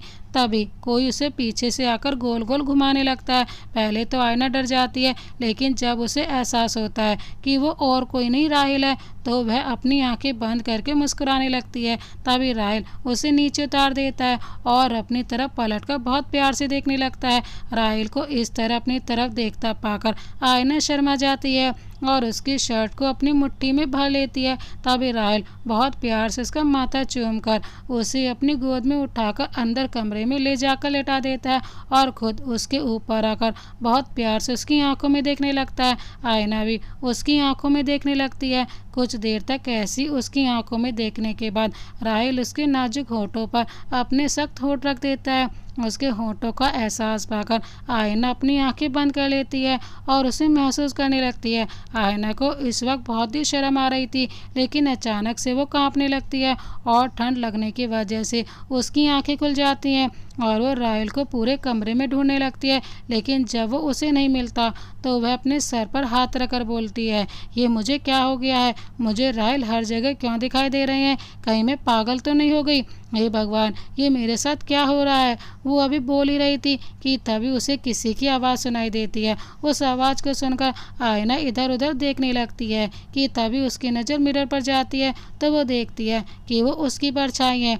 ये देखकर आयना थोड़ा हैरान हो जाती है, लेकिन फिर अपने आप को संभाल कर उस मिरर के पास जाकर बोलती है, तुम कहना क्या चाहती हो। आयना की बात सुनकर उसकी परछाई बोलती है, मैं ये बोल रही हूँ कि तुम सच में पागल हो गई हो, लेकिन राहिल के प्यार में। तुम राहिल से प्यार करने लगी हो। आयना बोलती है, नहीं ऐसा नहीं हो सकता। परछाई बोलती है, ऐसा क्यों नहीं हो सकता, तुम उसकी पत्नी हो और एक पति पत्नी के बीच प्यार होना लाजमी है। आयना, लेकिन वो मुझसे प्यार नहीं करते। परछाई, तुम्हें कैसे पता कि वो तुमसे प्यार करता है या नहीं? क्या तुमने कभी उससे पूछा है? आयना अपना सर ना में हिला देती है। तो वो परछाई फिर से बोलती है, तुम उससे प्यार करती हो, ये एक्सेप्ट कर लो, वरना कहीं ऐसा ना हो कि कोई और उसे पसंद आ जाए। उसकी ऐसी बात सुनकर आयना गुस्से में वो शीशा तोड़ देती है और चिल्ला कर बोलती है, हाँ करती हूँ मैं उनसे प्यार, बहुत प्यार करती हूँ और उन्हें मुझसे कोई नहीं छीन सकता, कोई भी नहीं। आबिद और नायरा आज बाहर घूमने गए थे। उन्होंने बहुत सारी जगह घूमे और बहुत सारी मस्ती भी की और नायरा ने तो अपनी बहुत सारी फ़ोटो भी खिंचवाई। नायरा आबिद से बोलती है, लव मुझे आइसक्रीम खानी है। आबिद बोलता है, नहीं बच्चा, आप आइसक्रीम नहीं खा सकती। नायरा, लेकिन क्यों लव, मैं आइसक्रीम क्यों नहीं खा सकती? आबिद, क्योंकि आप बीमार हो जाओगी। इस बार नायरा थोड़ा चिढ़कर बोलती है, लव मुझे कुछ नहीं होगा। आबिद, लेकिन बच्चा। नायरा, लेकिन कुछ नहीं, आप मुझे आइसक्रीम ला कर दो वरना मैं आपसे बात नहीं करूंगी। इतना बोलकर वो अपना मुंह फेर कर खड़ी हो जाती है। आबिद को इस तरह मुंह फेरना बिल्कुल भी अच्छा नहीं लगता, इसीलिए वो अपना मन मारकर आइसक्रीम लेने चला जाता है। आबिद के जाते ही नायरा पीछे पलट कर देखती है और मुस्कुराने लगती है। उसने आइसक्रीम के लिए ये सब नाटक किया था क्योंकि नायरा को आइसक्रीम बहुत पसंद थी। थोड़ी देर बाद क्योंकि वो अभी से ऐसे सीधे तरीके से आइसक्रीम मांगती तो वो नहीं मानता, इसीलिए उसने नाटक किया। वहीं थोड़ी दूर पर एक आदमी खड़ा था जो कब से आबिद और नायरा का पीछा कर रहा था, मानो जैसे वो किसी मौके की तलाश में था। आबिद को जाते देखकर वो अपने आप से बोलता, तू तो गया आबिद सिंह राणा, तेरी ये चिड़िया मेरे जाल में फंस गई। अब तुझे और तेरी इस प्यारी महबूबा को मरना होगा। इतना बोलकर वो अपने आदमियों को कुछ इशारा करता है। उसका इशारा देकर उसके आदमी तुरंत अपने काम पर लग जाते हैं और कुछ ही देर में वो वहाँ से निकल जाते हैं। नायरा आबिद का इंतजार कर रही थी। वो सोच रही थी पता नहीं आबिद कितनी देर में आइसक्रीम लेकर आएंगे। वहीं आबिद जब आइसक्रीम लेकर वापस आता है तो उसे नायरा कहीं नहीं दिखती, तो वो परेशान हो जाता है। वो हर जगह उसे ढूंढता है और लोगों से भी पूछता है, लेकिन उसे कुछ पता नहीं चलता। आबिद को बहुत गुस्सा आ रहा था। वो ये सोच कर ही पागल हो रहा था कि नायरा पता नहीं कहाँ चली गई। अगर वो उसे नहीं मिली तो वो क्या करेगा। वो ये सोच कर ही उसका खून खौल रहा था। उसकी हाथों की मुट्ठियां बनी हुई थी और आंखें खून से भी ज़्यादा लाल थी। उसको ऐसे इतने गुस्से में देखकर वहाँ खड़े लोग डर से कांपने लगे, लेकिन आबिद को इन सब चीज़ों से कोई फ़र्क नहीं पड़ रहा था। उसके दिल और दिमाग में सिर्फ और सिर्फ नायरा चल रही थी। आबिद अपना फ़ोन निकाल कर किसी को मैसेज करता है कि तभी उसके फ़ोन पर कोई नोटिफिकेशन आता है। पहले तो आबिद इग्नोर कर देता है क्योंकि उसे सिर्फ नायरा की फिक्र थी। वो सिर्फ नायरा को ही ढूंढ रहा था और वो उसे जल्द से जल्द ढूंढकर अपने पास लाना चाहता था। लेकिन तभी उसके फ़ोन पर कुछ और नोटिफिकेशन आती है। उस नोटिफिकेशन को देखकर पता नहीं क्यों आबिद के हाथ अपने आप उसे खोल देते हैं, क्योंकि आबिद का मन नहीं था उसे खोल कर देखने का, क्योंकि उसे एक अजीब सी फीलिंग्स आती है। उसे बिल्कुल भी अच्छा नहीं लगता, लेकिन वो अपने ख्यालों को झटक देता है और उस नोटिफिकेशन को खोल कर देखता है तो उसकी मुट्ठियाँ और कस जाती हैं और उसे देखकर ऐसा लग रहा था कि उसकी हाथों की नसें फटकर बाहर आ जाएंगी। इस समय आबिद को बहुत ही गुस्सा आ रहा था। गुस्से से उसकी आंखें लाल हो रही थी। वो इतने समय किसी राक्षस से कम नहीं लग रहा था। वहाँ खड़े लोगों का तो डर से बुरा हाल था, वो बेचारे तो हिल भी नहीं पाते। वहीं दो औरतें आपस में बात कर रही थी।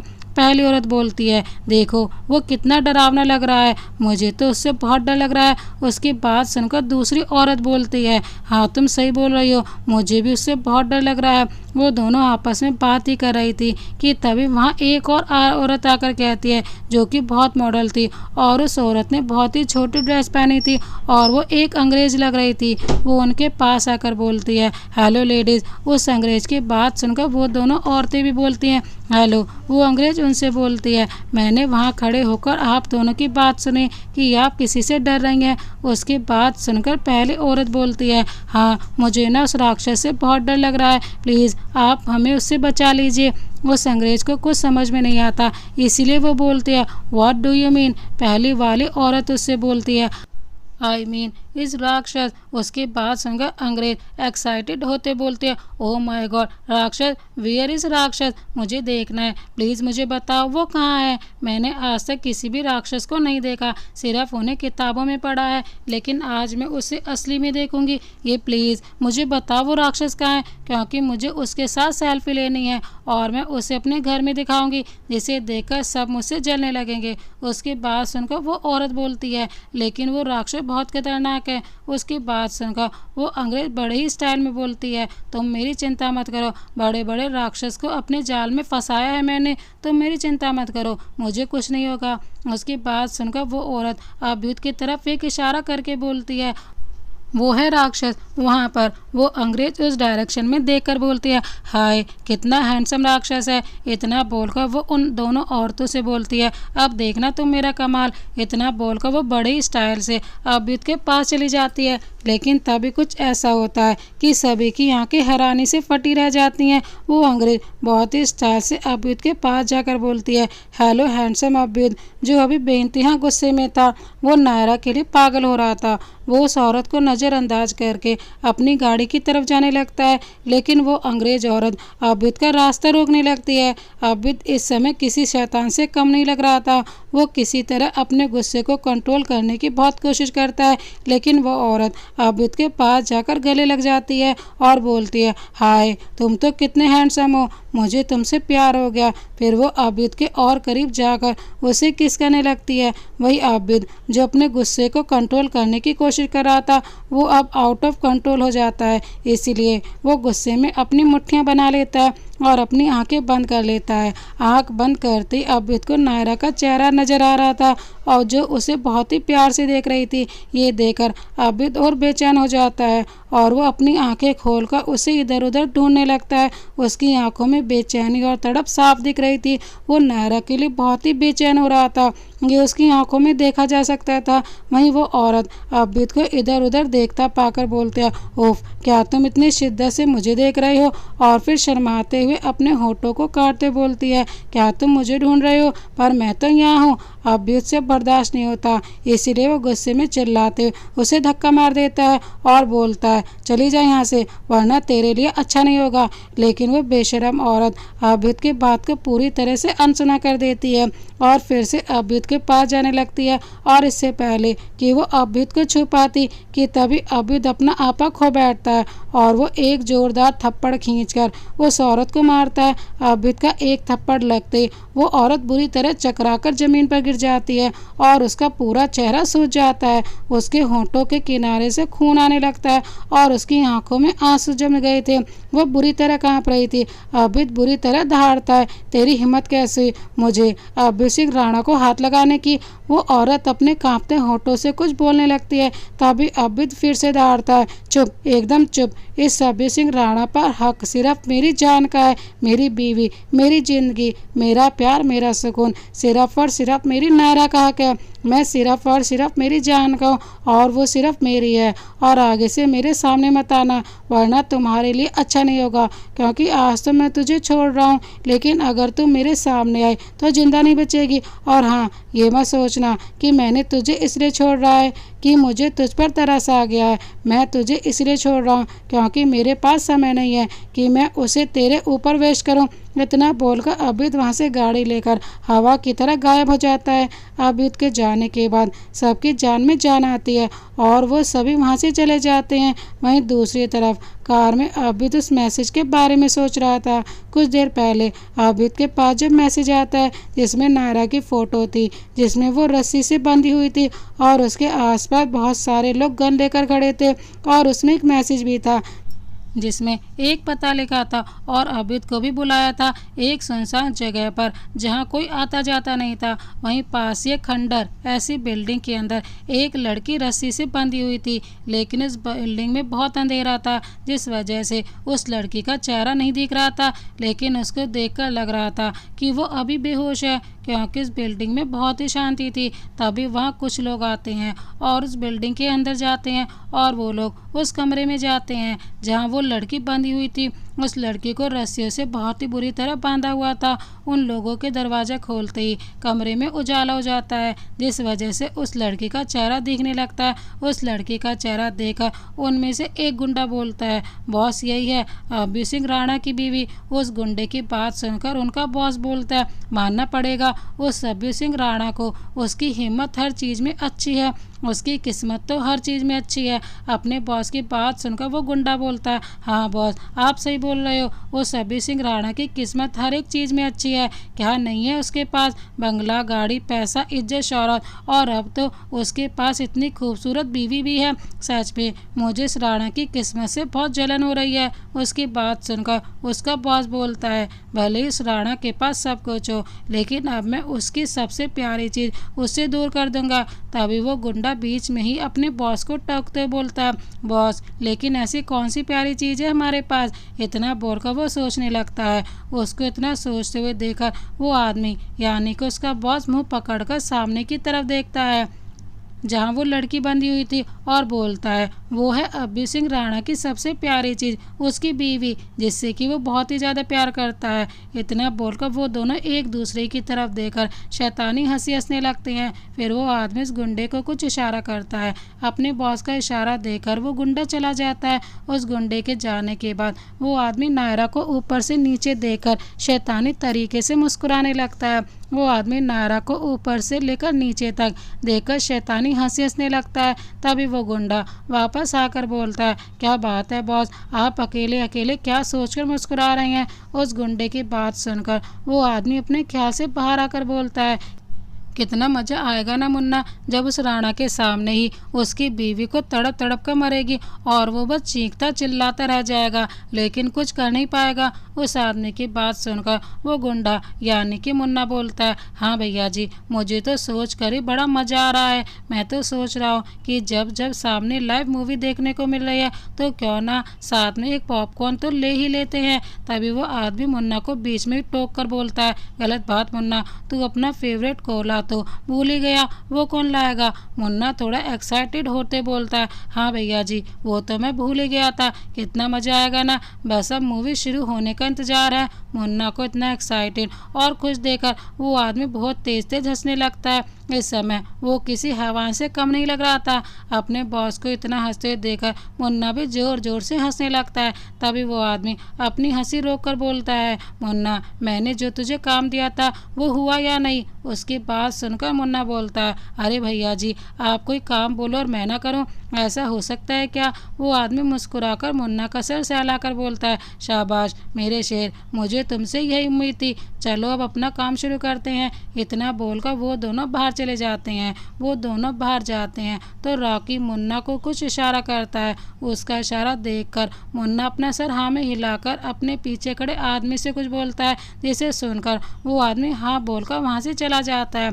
थोड़ी देर में वो आदमी अपने साथ कैरोसिन की बोतल और एक माचिस लेकर आता है, जिसे देखकर रॉकी के चेहरे पर एक शैतानी हंसी आ जाती है और उस आदमी के हाथ से कैरोसिन की बोतल लेकर पूरे बिल्डिंग के पास डाल देता है और मुन्ना को इशारा करता है। मुन्ना उसका इशारा देखकर उस बिल्डिंग में माचिस की तीली फेंक देता है। माचिस की तीली फेंकते उस बिल्डिंग में आग बहुत तेज़ी से फैल जाती है। उस बिल्डिंग को जलते हुए देखकर रॉकी अपनी आंख में आग लिए हुए बोलता है, अब होगा मेरा बदला पूरा। फिर आसमान की तरफ देखकर बोलता है, बाबा मैंने आपका बदला ले लिया उस अब्बी सिंह राणा से, उसने भी आपको ऐसे जलाकर मारा था ना, तो अब वो भी अपनी जान से प्यारी बीवी को जलता हुआ देखेगा। इतना बोलकर वो वहाँ से चला जाता है। वहीं बिल्डिंग के अंदर पूरा धुआं ही धुआं हो गया था और आग भी बढ़ने लगी थी। वहीं नायरा जो रस्सियों से बंधी हुई थी उसे धीरे धीरे होश आने लगता है और वो इधर उधर देखने लगती है, लेकिन उसे कुछ भी नहीं दिखता।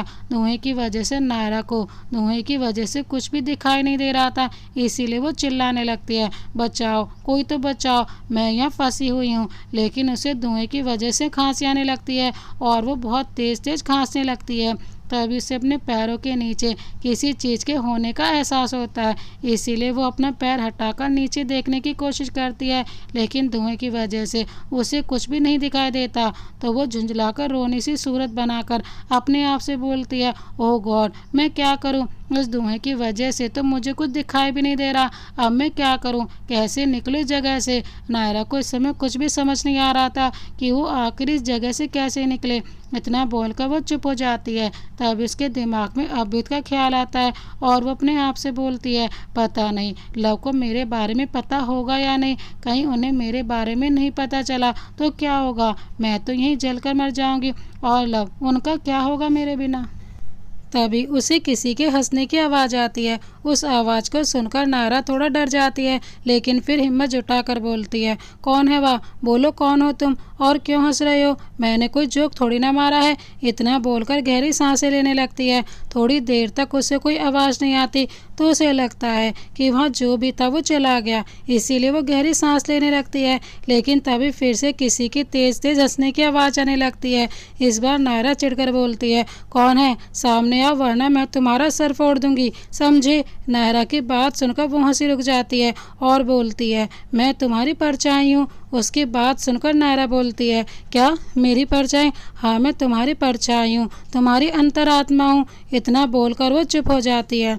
उसकी बात सुनकर नायरा बड़े कैजुअल तरीके से बोलती है, ओह अच्छा, तो तुम मेरी अंतरात्मा हो, तो मैं क्या करूँ, लड्डू बांटूं। नायरा की बात सुनकर वो परछाई थोड़ी गहरी आवाज़ में बोलती है, लड्डू की बंटवाने की जरूरत तो तुम्हें पड़ेगी, लेकिन मेरे लिए नहीं, तुम्हारे पति के लिए। उसकी बात सुनकर नायरा थोड़ा सोचते बोलती है, क्या, लेकिन मेरे पति के लिए क्यों। नायरा की बात सुनकर वो परछाई बोलती है, क्योंकि जब तुम मर जाओगी तो वो दूसरी शादी कर लेगा, तो तुम इस खुशी में लड्डू बांटना। इस बार नायरा थोड़ा गुस्से में बोलती है, नहीं ऐसा कभी नहीं होगा, मेरे लव मेरे अलावा कभी किसी और से शादी नहीं कर सकते, समझी तुम। नायरा की बात सुनकर वो परछाई बोलती है, ये गलतफहमी सभी को होती है कि उनका लवर या फिर उनका हस्बैंड उनके जाने के बाद किसी और से शादी नहीं करेगा, लेकिन तुम्हें नहीं पता, ऐसा बस सिर्फ फिल्मों में ही होता है, रियल लाइफ में नहीं। उसकी बात सुनकर नायरा चिल्लाते बोलती है, चुप रहो तुम, समझी, मेरे लव ऐसे नहीं है, समझी। वो परछाई बोलती है, वो तो वक्त बताएगा। इतना बोलकर वो वहाँ से गायब हो जाती है। वहीं नायरा अपने आप को समझाते बोलती है, नहीं नहीं ऐसा कभी नहीं होगा, मेरे लव ऐसा नहीं करेंगे, वो मेरे अलावा कभी किसी की तरफ देखते भी नहीं है, मुझे मेरे लव पर पूरा भरोसा है, लेकिन मुझे यहाँ से अपने लव के लिए निकलना होगा। इतना बोलकर वो इधर उधर रस्सी काटने के लिए कुछ ढूंढने लगती है। तभी उसकी नज़र अपने पैरों के नीचे जाती है और वो बहुत गौर से देखने लगती है। थोड़ी देर की मशक्क़त के बाद उसे कुछ नुकीली चीज़ दिखाई देती है।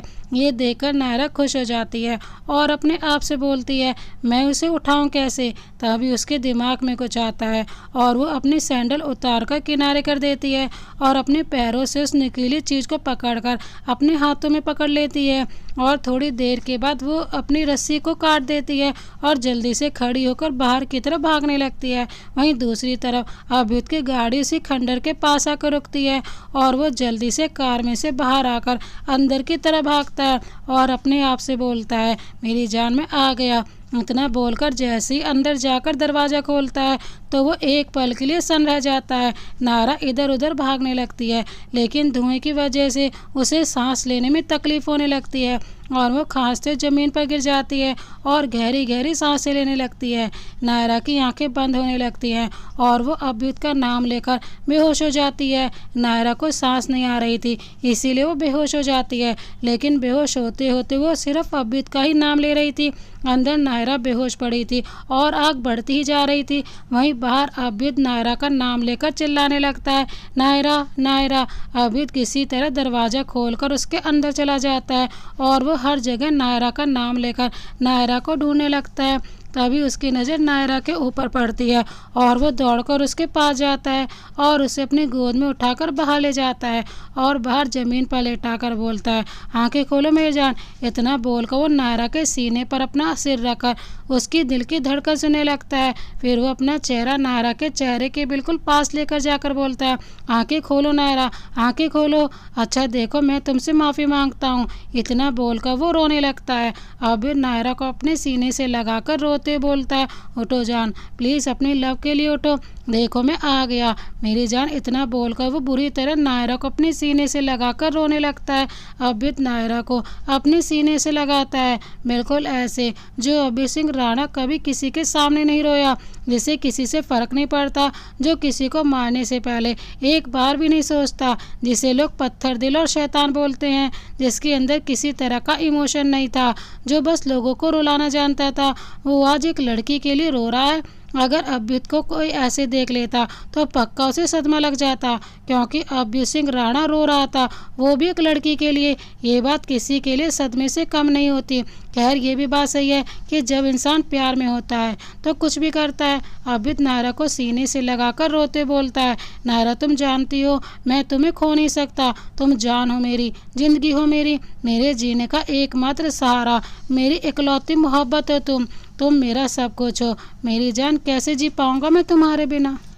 अभित नायरा को अपने सीने से लगाकर बस एक ही बात बोल रहा था, होश में आओ जान, मैं तुम्हारे बगैर नहीं जी सकूंगा जान, होश में आओ। इतना बोलकर अभित नायरा का सर सहलाने लगता है। तभी नायरा खांसने लगती है। नायरा को खांसते हुए देखकर अभित नायरा से बोलता है, उठो ना, आंखें खोलो जान, हाँ हाँ सांस लो, जोर से सांस लो। इतना बोलकर अभित नायरा की पीठ सहलाने लगता है और बोलता है, शुक्र है तुम्हें होश आ गया जान, बहुत प्यार करता हूँ मैं तुमसे और अपनी जान से भी ज़्यादा। अभित की बात सुनकर नायरा भी बोलती है, मैं भी बहुत प्यार करती हूँ आपसे, बहुत प्यार। नायरा को होश में देकर अभित के दिल को जैसे ठंडक मिल गई और वो रोते रोते मुस्कुराने लगता है। फिर वो नायरा के पूरे चेहरे को चूमकर उसे अपने सीने से लगा लेता है। तभी नायरा बोलती है, मुझे मत छोड़ना। नायरा की बात सुनकर अभित नायरा को अपने अंदर भींच कर बोलता है, कभी नहीं छोड़ूंगा, तुम अगर चाहोगी तब भी नहीं, कोई तुम्हें मुझसे दूर नहीं कर सकता,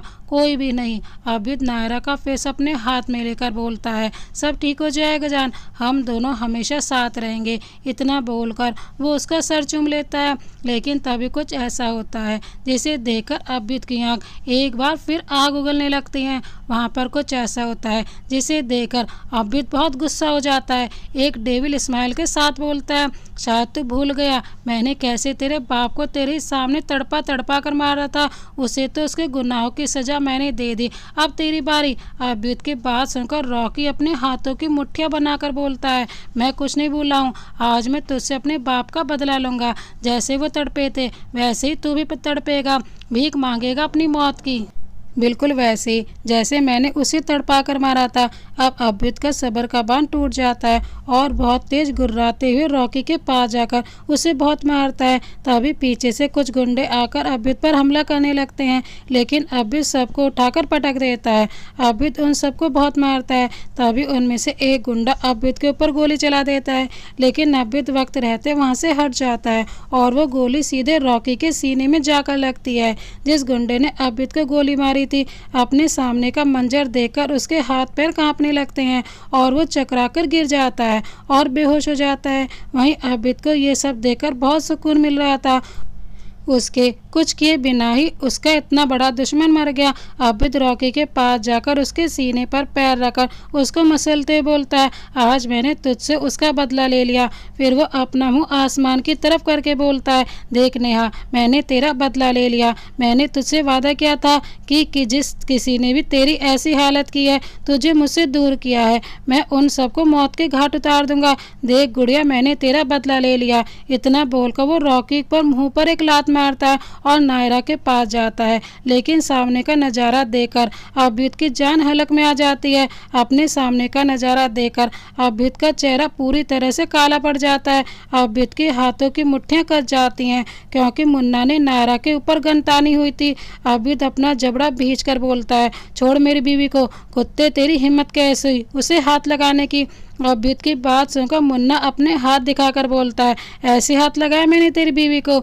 उसकी बात सुनकर अभित बेहद गुस्से में बोलता है, छोड़ मेरी बीवी को वरना तेरी जान ले लूंगा कुत्ते। अभित की बात सुनकर मुन्ना बेफिक्र होकर बोलता है, तो ले ले मेरी जान, मैं तो तेरे सामने ही खड़ा हूँ और वैसे भी मैं अकेले थोड़ी ना मरूंगा, तेरी इस मैना को लेकर मरूंगा। इतना बोलकर नायरा के ऊपर पकड़ कस देता है।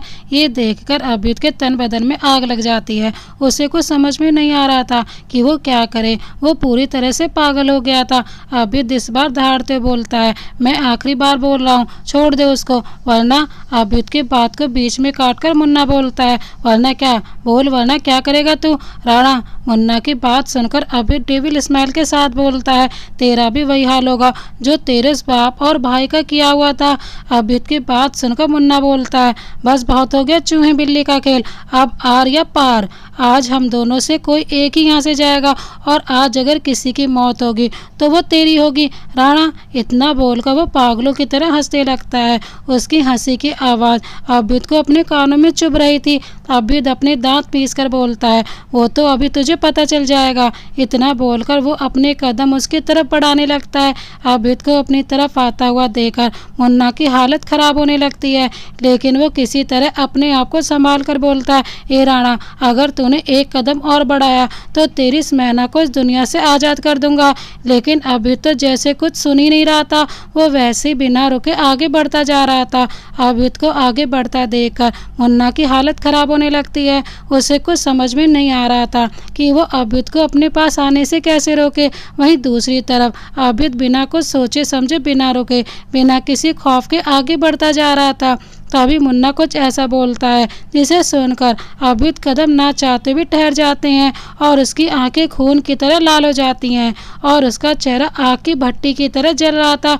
मुन्ना अभ्युत को रोकने के लिए बोलता है, अगर तूने एक कदम और बढ़ाया तो इसका वही हाल करूँगा जो तेरी बहन का किया था। फिर वो सोचने का नाटक करते बोलता है, हाँ, क्या नाम था उसका? हाँ, याद आया, नेहा सिंह राठौर। इतना बोलकर वो बहुत ही शैतानी तरीके से हंसने लगता है। फिर रुककर बोलता है, भूल गया क्या राणा? उसकी बात सुनकर अभ्युत बोलता है, कैसे भूल सकता हूँ वो मनहूस दिन, जिस दिन तुम लोगों ने मुझसे मेरी गुड़िया, मेरी बहन को दूर किया था। मुझसे कैसे मेरी बहन को दूर किया था? तुम लोगों ने मिलकर मेरी बहन की इज्जत लूटी और फिर उसे मौत के घाट उतार दिया। इतना बोलते बोलते अभ्युत का गला भर जाता है, लेकिन फिर अपनी दर्द से तड़पती बहन का चेहरा याद आते ही अभ्युत के अंदर की बदले की भावना एक बार फिर उमड़ने लगती है। वो बहुत गुस्से में उसके पास जाने लगता है। अभ्युत को अपनी तरफ आता देखकर मुन्ना उसकी तरफ गोली चला देता है। वहीं दूसरी तरफ नायरा, जो कब से ये सब देख रही थी, अभ्युत की बात सुनकर उसकी आंख से झरने की तरह आंसू बहने लगते हैं। रोने की वजह से आंख का नाक पूरी तरह से लाल हो जाती है। उसे अभ्युत के दर्द का एहसास हो रहा था। वो किस दर्द से गुजर रहा है वो सोच भी नहीं सकती है। जो अभ्युत हर वक्त अपने चेहरे पर गुस्सा और कठोर भाव लिए घूमता, वो अंदर से इतनी तकलीफ से गुजर रहा था, लेकिन ये उसे पता नहीं चली। ये बात सोचकर ही उसे अपने ऊपर गुस्सा आ रहा था। अभी वो ये सब सोच ही रही थी कि तभी गोली चलने की आवाज़ आती है। गोली की आवाज़ सुनकर नायरा अपने दोनों कान बंद कर लेती है और उसके मुंह से बस एक ही शब्द निकलता है, लव। वही मुन्ना अभ्युत के ऊपर गोली चला देता है, लेकिन वो गोली अभ्युत को नहीं लगती क्योंकि वो वहाँ से हट जाता है। अभ्युत को गोली न लगते हुए देखकर मुन्ना एक बार फिर से गोली चलाता है, लेकिन इससे पहले कि वो गोली चलाता, कोई उसका हाथ पकड़कर ऊपर कर देता है, जिस वजह से गोली ऊपर की तरफ चल जाती है और शख्स मुन्ना के हाथ से गन छीनकर उसके घूंसा मारता है, जिस वजह से मुन्ना के मुंह से खून आने लगता है। वो शख्स मुन्ना को बहुत मारता है। मुन्ना की हालत बहुत खराब हो जाती है। अब तो उसके अंदर इतनी भी ताकत नहीं बची कि वो उठ भी सके। मुन्ना से उठा भी नहीं जा रहा था। उसको बहुत बुरी तरह से मारा गया था उस शख्स के द्वारा। वो अनजान शख्स मुन्ना को गोली मारने लगता है, लेकिन तभी अभ्युत उसे रोकते बोलता है, रुक जाओ, मत मारो इसे इतनी आसानी मौत। इसे इतनी आसानी मौत नहीं दूंगा। इस कुत्ते को, इसे तो मैं ऐसी मौत दूंगा कि ये बूंद बूंद के लिए तड़पेगा। इतना बोलकर अभ्युत उसे अपनी आग भरी नजरों से देखने लगता है। तभी वो शख्स अपने बॉडीगार्ड से बोलता है, ले जा इस कुत्ते को और अच्छे से खातिरदारी करना इसकी।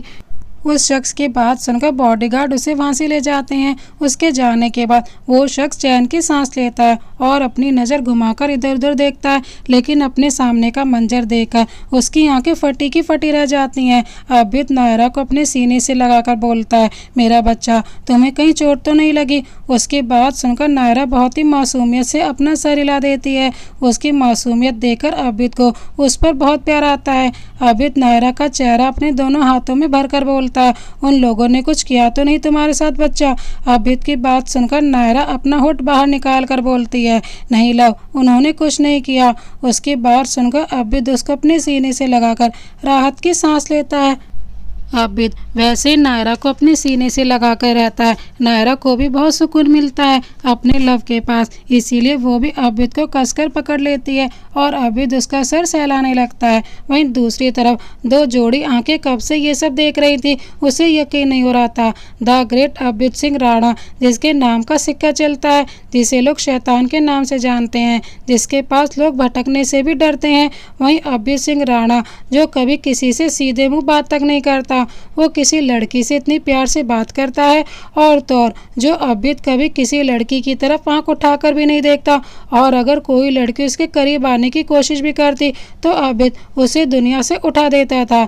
लेकिन ये क्या, जिस आबिद सिंह राणा को लड़कियों से नफरत थी, वहीं आबिद सिंह राणा एक लड़की को अपने सीने से लगाकर इतने प्यार से बात कर रहा है। ये बात किसी के लिए भी हजम करना मुश्किल होगा। वो अनजान शख्स अपनी आंखों को मसल कर बोलता है, कहीं ये मेरा सपना तो नहीं है? हाँ, ये मेरा सपना ही है, लगता है कि मैं सपना देख रहा हूँ। उसकी बात सुनकर नायरा उसे अपनी बड़ी बड़ी आंखों से देखने लगती है। नायरा को ऐसे अपनी तरफ देखता पाकर आबिद बात पलटते बोलता है, तू यहाँ कैसे आया और तुझे कैसे पता चला कि हम यहाँ हैं?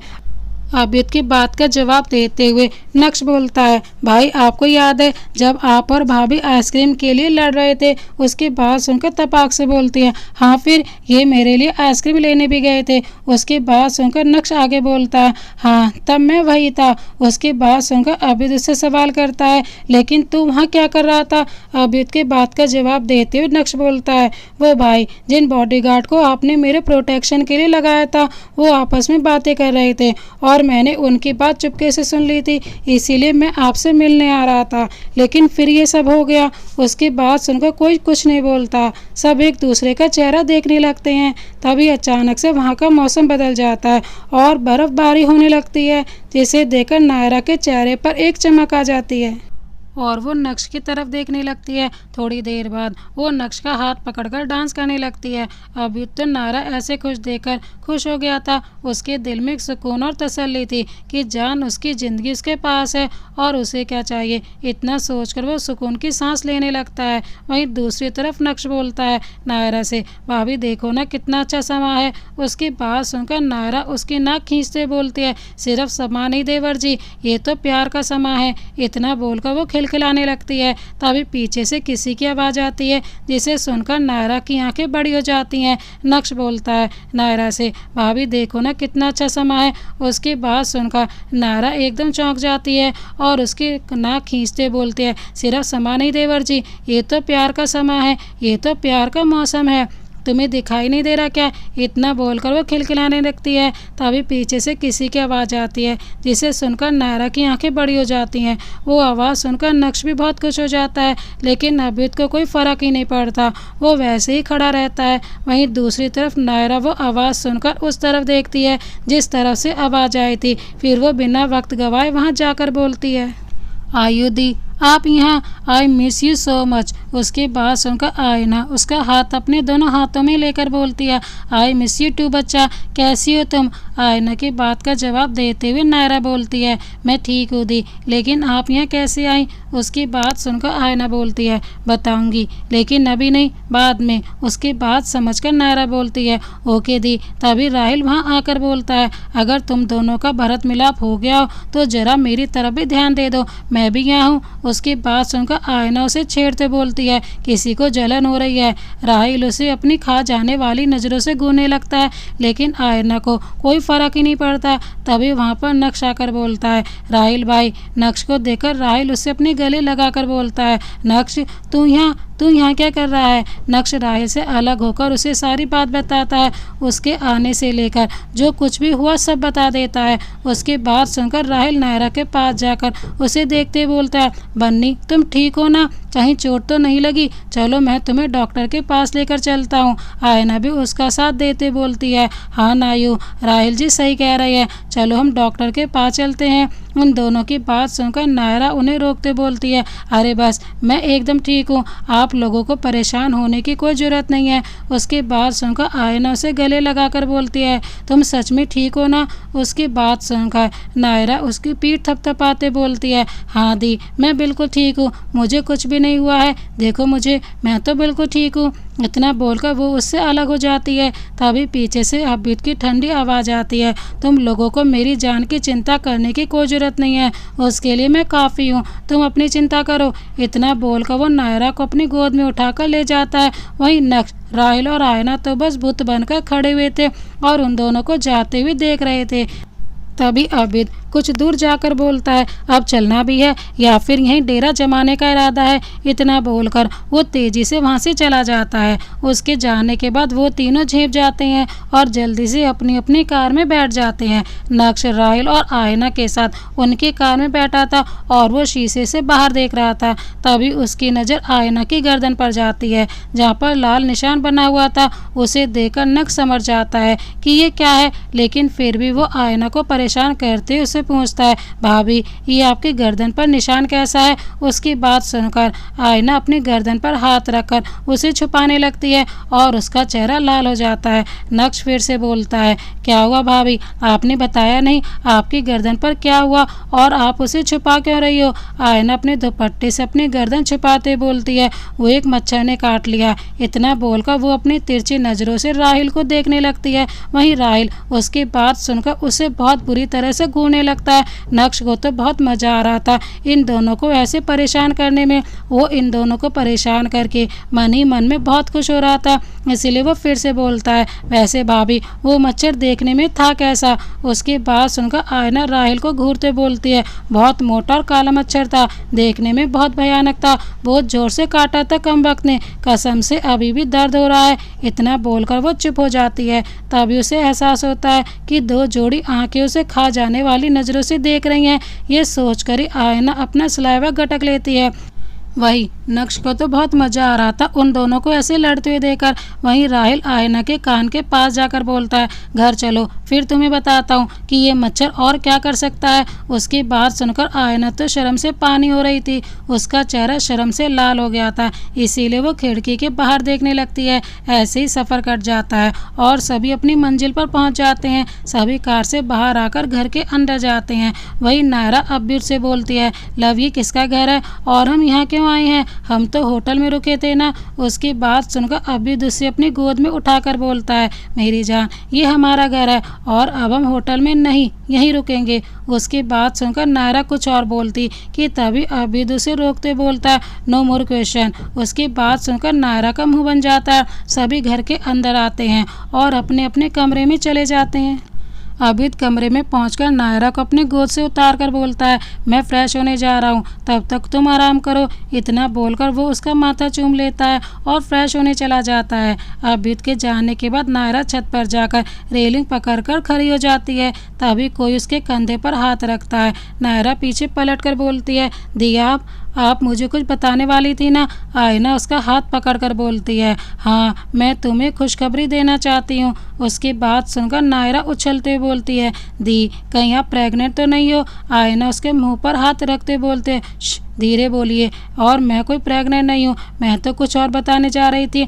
नायरा बोलती है, अच्छा तो फिर जल्दी बताइए, मुझसे सब्र नहीं हो रहा है। आयना बात आगे बढ़ाते बोलती है, मैं और राहिल जी एक हो गए हैं। उसकी बात सुनकर नायरा बोलती है, क्या, लेकिन ये कैसे हुआ। आयना खुली हवा को अपने अंदर महसूस करते बोलती है, उन्होंने मुझे प्रपोज किया और कहा कि वो मुझसे प्यार करते हैं। और वो मुझे छोड़कर कभी नहीं जाएंगे।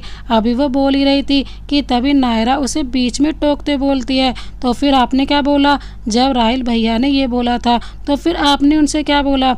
आयन अपनी बात आगे बढ़ाते बोलती है, मैंने भी उन्हें हाँ बोल दिया क्योंकि मैं भी उनसे बेइंतहा मोहब्बत करती हूँ और उसी रात हम दोनों एक हो गए। उसकी बात सुनकर नायरा उसे हक करते बोलती है, मैं आपके लिए बहुत खुश हूँ दी, आप ऐसे ही खुश रहो। उसकी बात सुनकर आयन उसके गाल पर एक किस करके बोलती है, थैंक यू स्वीटी। इतना बोलकर दोनों खिलखिलाने लगती हैं। कुछ देर के बाद नायरा आयना से बोलती है, दी मैं जा रही हूँ वरना लव नाराज हो जाएंगे। इतना बोलकर वो वहाँ से चली जाती है और आयना वहीं खड़े होकर सुंदर नज़ारे का लुत्फ लेती है।